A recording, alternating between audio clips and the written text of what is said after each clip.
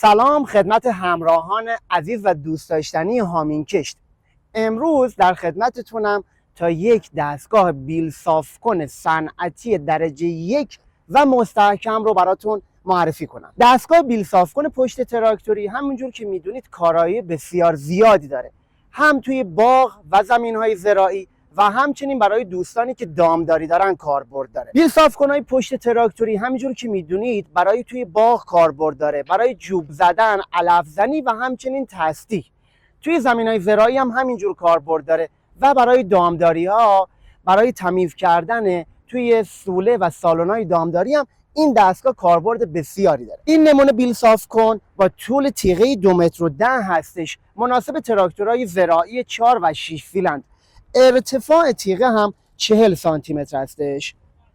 این قسمتی که مشاهده میکنید بغلبند هستش که یک بغلبند 40 سانتیه، به خاطر این اضافه میشه که کسی میخواد کنار درخت رو علف زنی کنه یا جوب زنی انجام بده، مقدار بیشتری از لاستیک تراکتور بیرون بیاد.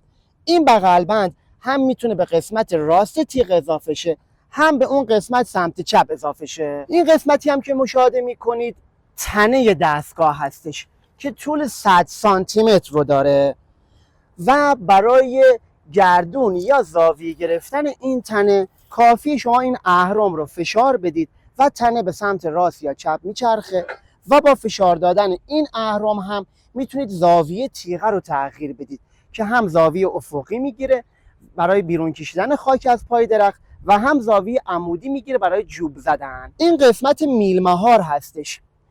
کار این قسمت یا اهرم اینه که فشار رو از روی دستگاه بگیره و هم این که زمانی میخوای تغییر زاویه بده آفست چه دستگاه، کافی این میلیمتری رو بپیچونید بلندتر میشه و با جابجا کردن توی این نقطه و این نقطه دستگاه رو تغییر حالتش رو انجام. این قسمت هم که مشاهده میکنید پایه نگهدارنده دستگاه هستش، برای زمانی که بیل صاف کن از تراکتور میخواد جدا کنید و روی زمین بشینه یا اصطلاحاً بایسته. ورق اصلی تیغه هم از ورق 6 میل استفاده شده که تقویتی های 12 میل و جانبی های 6 میل و همچنین صفحه گردون از ورق 25 میل، یعنی این قسمت و این قسمت کار شد. از این نمونه بیل صاف کن چرخشی صنعتی 2 تا سایز کوچیکتر داریم.